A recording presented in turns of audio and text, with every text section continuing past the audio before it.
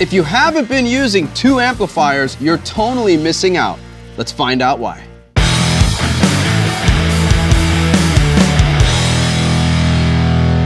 So this got me thinking, what's the deal with two amplifiers? What would be the advantages and how would it affect my tone and pedals? Well, in this video, we're gonna find out together. So let's start things off with just one amplifier. As you can see, I'm playing a pair of Fillmore 25. These are Mesa Boogie Fillmore 25 amplifiers, and they're both on similar settings on the first clean channel here, and I'm rocking a couple of Maestro pedals for some different sounds.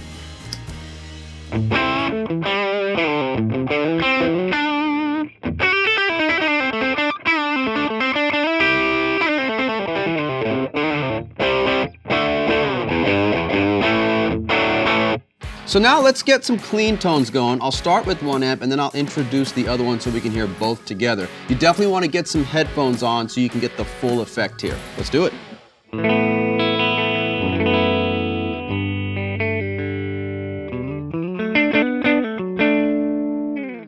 And now both amps.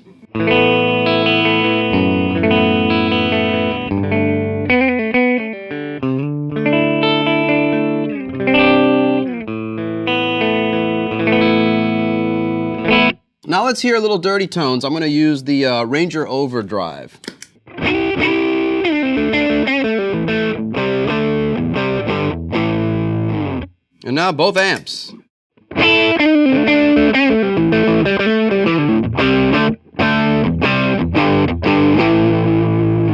Let's talk about the how. I'm actually using an ABY splitter box. This is going to be crucial when you're trying to use two amps like this and use one or both at the same time. Now, why am I using that box versus using just a Y splitter cable? It's just a lot easier. It's a streamlined process. I can keep it on my pedal board. I can switch it on and off with my foot. I can keep it on top of an amp, and it's going to keep my signal intact. We're not going to lose any signal. So there's a couple of other things that you might run into as well. You might run into some ground hum issues. That's always going to be something that could be apparent when you're running two amps together. If you've got a great splitter box, there's going to be a ground lift on there. It's going to help with that situation. Now there's also something called phase. This can happen as well when you're running two amps.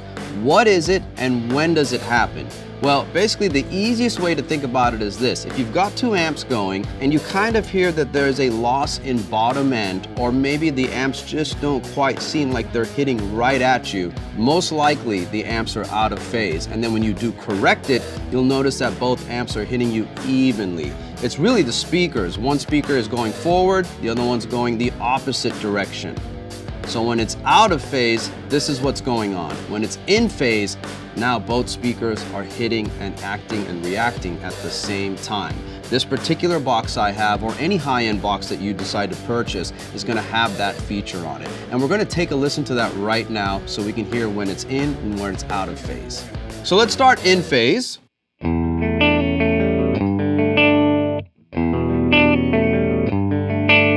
Now here's out of phase.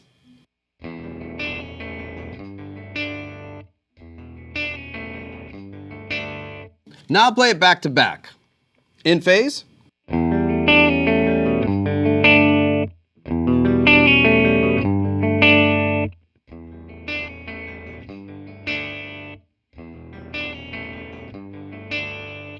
Now that we've figured out how to hook up two amps properly, let's talk about running effects. Let's look at what's called wet dry. This basically means that we take our dry effects and run them to both amplifiers, and then we take our wet effects and run it to only one of the amplifiers.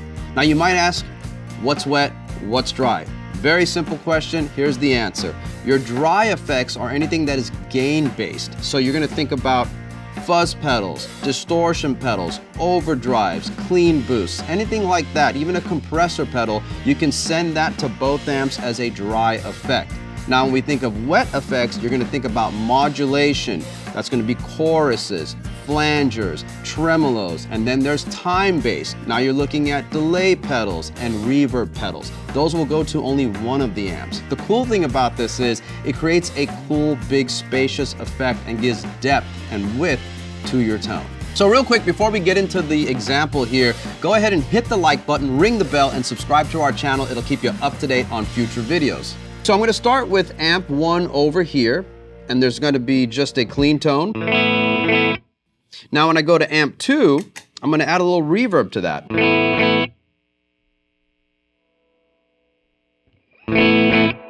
So now this amp is wet. Here's both together.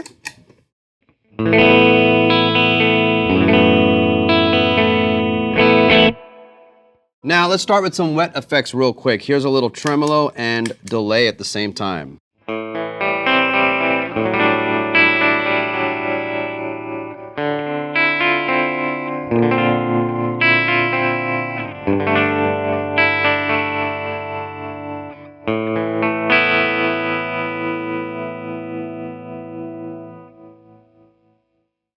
So as you can hear, that really spreads things apart and makes it super wide. I'm gonna go ahead and add some overdrive now to both amps, and then I'll add in some delay here.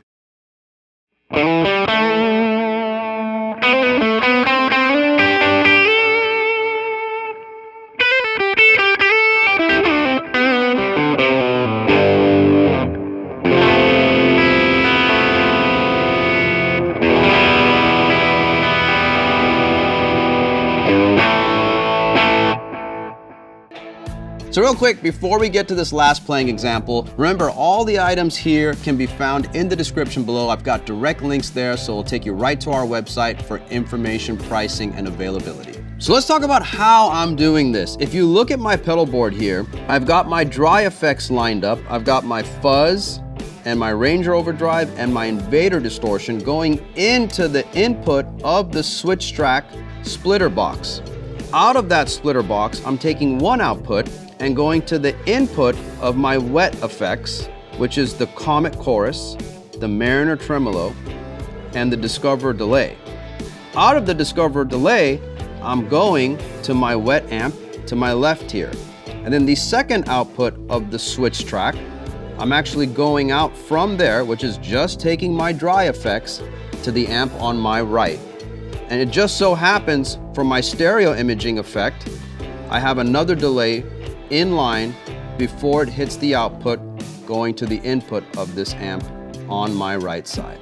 So last bonus little section here is a stereo imaging effect. This is where I'm gonna run one delay to this amp, and then I'm gonna set a faster, quicker delay on this other amp here. So check this out. I've got a little chorus running to this one as well.